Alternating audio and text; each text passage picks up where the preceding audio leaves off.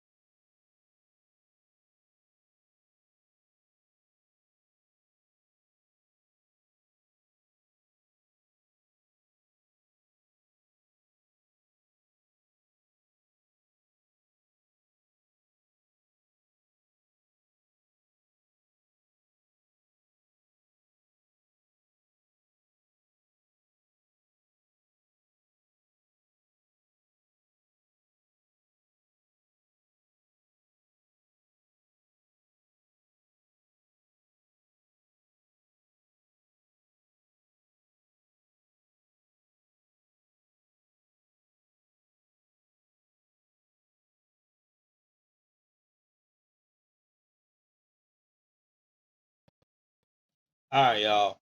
I had to come back. This is probably gonna be edited out whenever I do what I do. I had to get some things straightened out right quick. But anyway, as I was saying, is that I appreciate everybody with the support. Now, the things that I do want everyone to be aware of is that I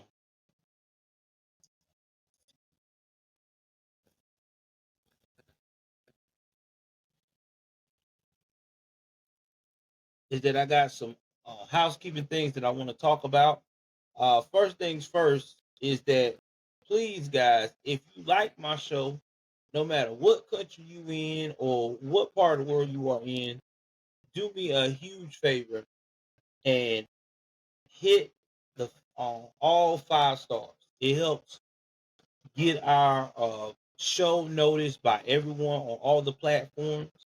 If you do not like my show, but you want to leave a comment, please do not uh, rate it less than a 5. Just put in the comment what you don't like, and I'm constructive. I can take constructive criticism as long as it's respectful, and we go from there. Now, ad space, we do have ad space available now since we are getting out there a little bit. My ad space is very reasonable. For 30 seconds is $10. If you want me to do, let's say, 3 intervals of getting your platform or whatever you're trying to advertise out there, it's $30. Now, if you want to contact me, my email is as follows. You can't make this BS up at yahoo.com. Again, you can't make this BS up all together at yahoo.com. Just drop what you need me to do and everything else, and we'll go from there. You got a case suggestion, you can actually reach out to me on that same email, or you can follow me on my Instagram. You can't make this BS up ever. You can also follow me on my Twitter. You can't make this BS up. And you can also follow me on my Facebook group. You can't make this BS up. So there's all kind of alternatives to reach out to me so we can collaborate and get things popping. Also, if you want to support the channel as well, I will always give you a place where you can go and do your donations at, which would be my Cash App, and you can support from there. Okay, y'all. Let's see.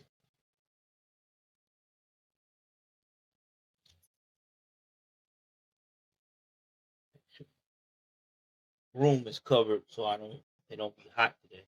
All right, so you guys do not um have been aware that we are coming back to the fourth part of the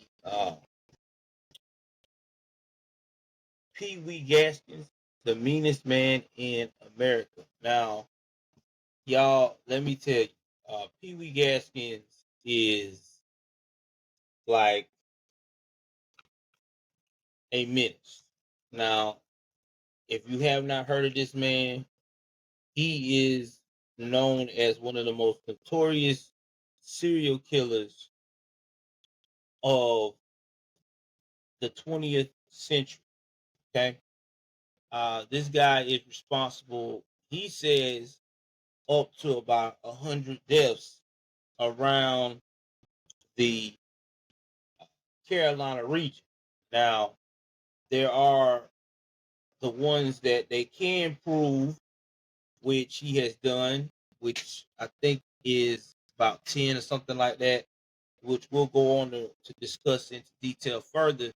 But there have been uh, things that's been stated that they do feel like that he has done more than what he has said he has done.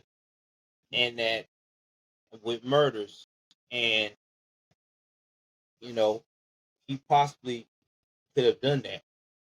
So it's out there. The question's out there. Now, one thing I do know about this gentleman, Pee Wee Gaskins, is that he is not the typical serial killer size that you would think of. When you think of someone being a serial killer, you think of them being very large in stature, menacing. But Pee Wee Gaskins is none of that. Pee Wee Gaskins is only about 5'1", 5'2", which been stated on record, and he's only 140 pounds. And you would think a small man like that, no way he could do all the things that he's done, but he has. And he has been a menace all his life, and he does not care who knows it. That's just how he is. Now, Pee Wee do have some children. One of his biggest supporters, which we talked about before, is his daughter Shirley. She has always pretty much spoken about knowing her father is a very disturbed individual, but she still loves him because that's her father. And granted, she has that right. But at the same time, that's pretty much the only person that has ever really been in Pee Wee Gaskins' corner. Everyone else, when they see him, as of the things that's been brought to light, they have tried to go the other way. So now we're gonna go and lift off where Pee Wee has killed for his lover, this very polished and distinguished woman. He's done put in that work. He done showed her like, girl, I love you, baby. Like I got your back, kind of thing.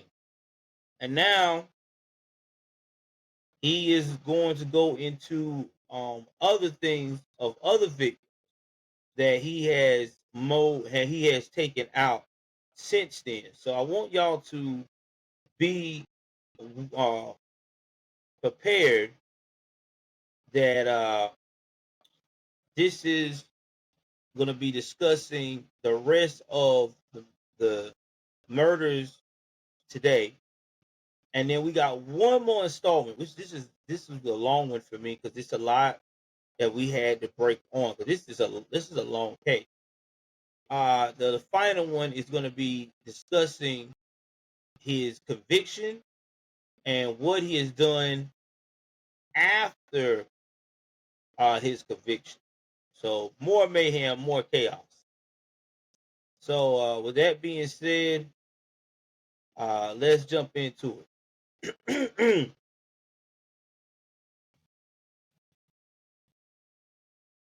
So now it's April 1975.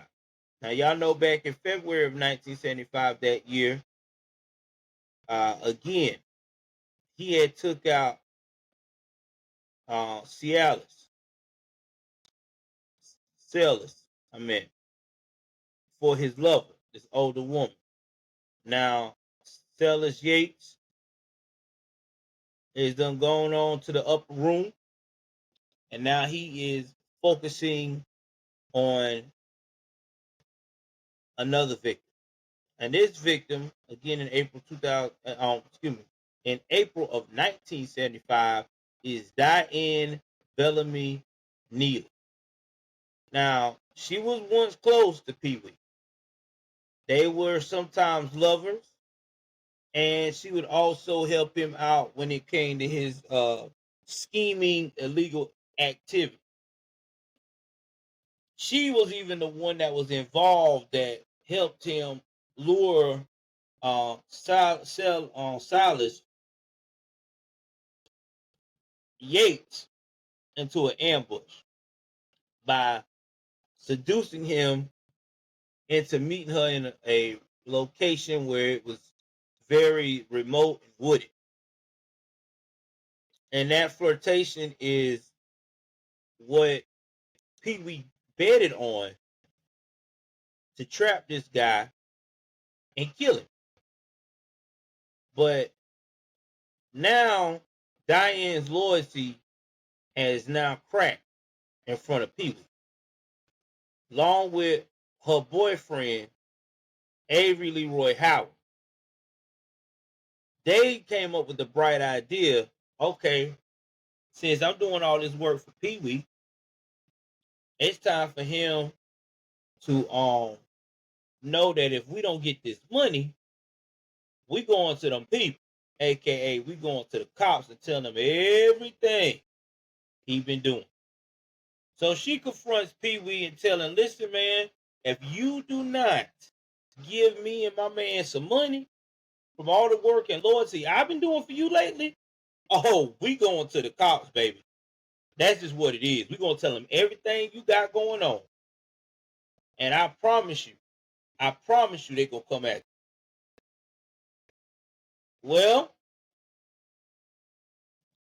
that's when Pee Wee, with his southern voice, when he like said, oh yeah, that's how you really feel.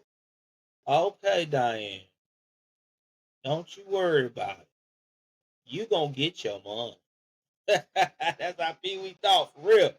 So in Pee Wee's mind, Diane has become dangerous. She's a loose cannon, and now she got to lead this world. So Pee Wee came out with a bright idea. He was like, you know what? This is how he set it up. He was like, hey, Diane, you know what? You right. You've been so loyal to me and doing everything. I need you to come out here to these woods right quick, you and your boyfriend April. You know, so you can get the warm and fuzzy. And I'm gonna give y'all this money so we can keep everything underground. So Diana's like, yeah, okay, let's do this. All right, I knew you come to your senses. So her and her boyfriend go and meet him in the woods. That he got them thinking that they about to get this money. He gonna, they gonna go home and celebrate like they always do. But that didn't happen that way.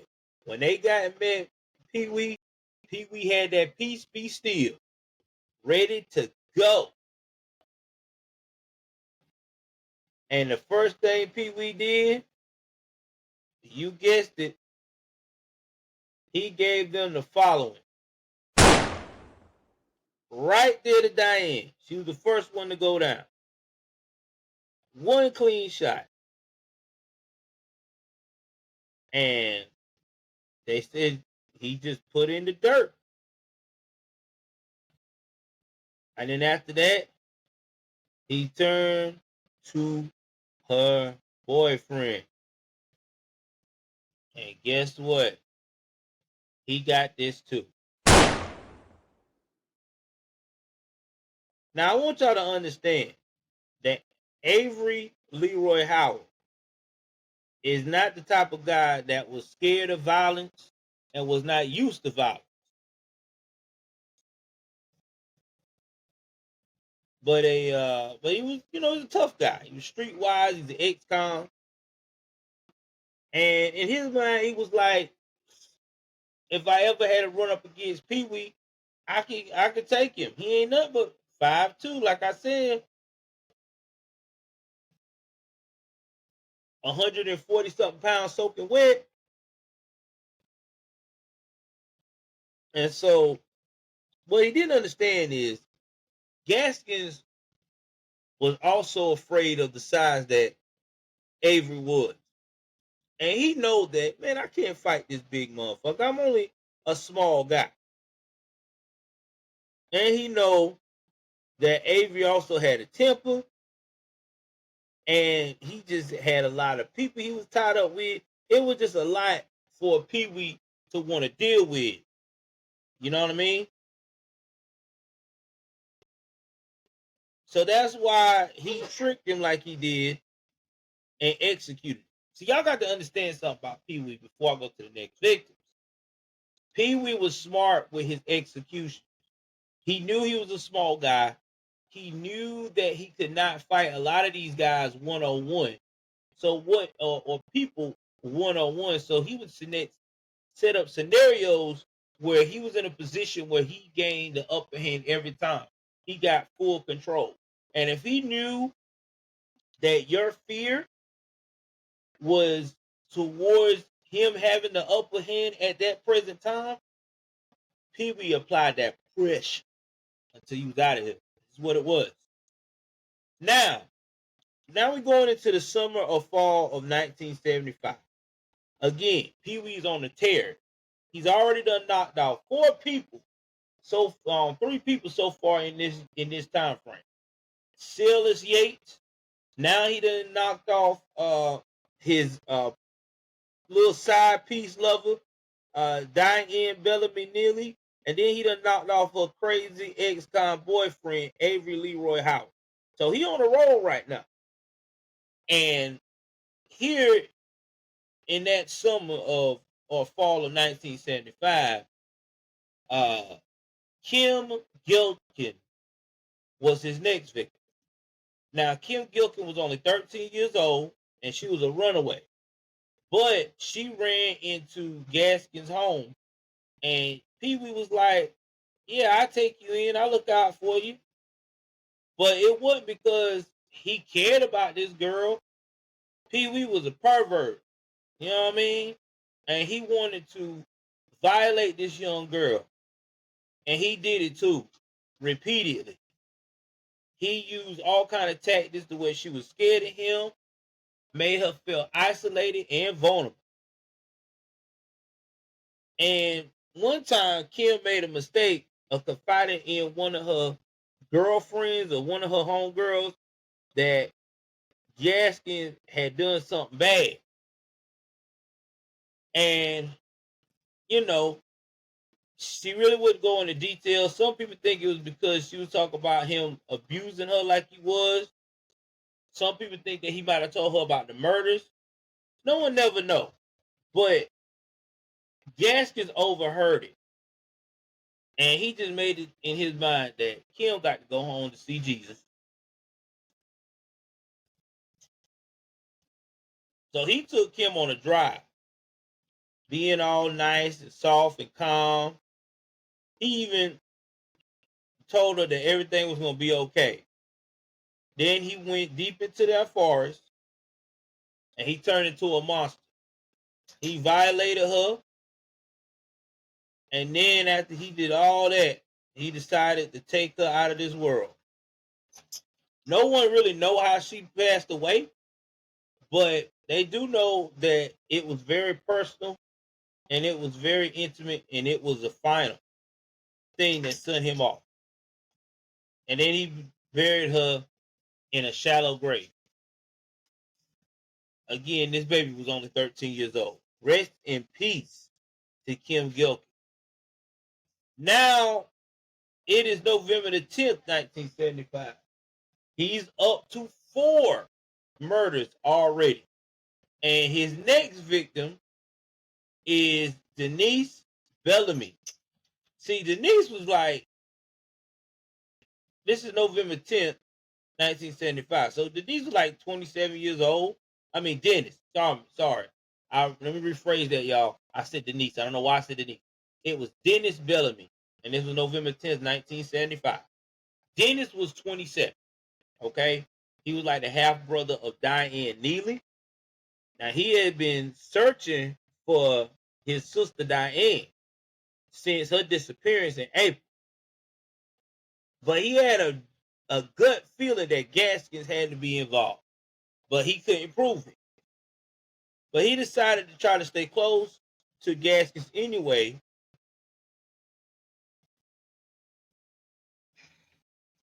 Dennis came to Gaskins with a request to help rob a pawn shop. Now, Gaskins was not no dummy. He know this man was looking for his sister. Gaskins knew that he got rid of this man's sister, and he also knew that this man probably suspect he was the one that did it. So he decided to play along with them and say, "Oh yeah, man, I help." So he told Dennis that they need to go out to the woods because he got to dig up some stolen guns that's buried on his property. So he gives Dennis some kind of bullshit direction to get started on. And as soon as Dennis bent over to move the dirt, Gaskins pulled out that peacemaker and did the following. Right there in the back of the head. No argument, no hesitation. Dennis knew too much. He also was related to Diane. And he felt like that this man had a motive to get him because of what he felt like he did to Diane. And Gaskins was like, y'all ain't gonna play me, baby. Y'all never catch me up in this foolishness. Now, here we go again. The next victim, which is John Henry Knight. Now, John Henry Knight was 15 years old, just a kid. Now, he was a friend of Dennis Bellamy. He just was there for the ride, right? You know how you is when your homeboy or whatever is like, yo, man, I got to meet somebody. You want to roll with me? And he was like, yeah, sure. Let's do that.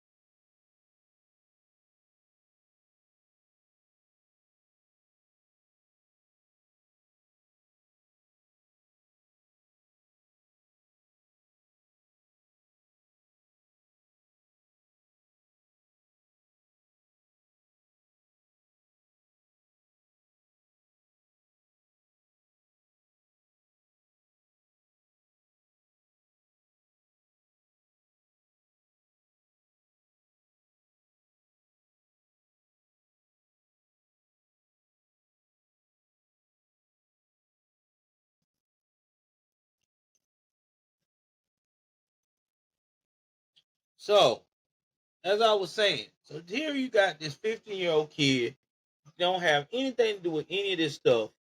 It's just for the ride. But he saw Dennis get shot. And because of this, he became a witness. And y'all know how it is in Pee Wee Gaskins' world. If you're a witness, you don't survive. You go bye-bye. And that's what happened. John tried to run, but some way, somehow, maybe he was froze with terror, or maybe he accepted his fate. Either way, Gaskins got up to him and did this. Execution style. He buried John in the same grave as Dennis, a double burial behind the home where Gaskins was building his own graveyard. And again, another child murdered, being at the wrong place at the wrong time. So by the end of 1975, Donald Gaskins has literally taken out 6 people less than a year, just to make sure his tracks was covered he didn't do this for no pleasure during his stretch. He killed out of necessity, or at least that's what he was telling himself. But Gaskins wasn't about to fool himself like that. He knew what the truth was. The walls was closing in. People were getting hip to his antics. And at the same time, we already know that the next time that Gaskins was going to be killed was on. It was going to be somewhere that you least expected. So, in our next episode, we're going to explore the murder of another person that meets Pee Wee Gaskins, Rudolph Tyner.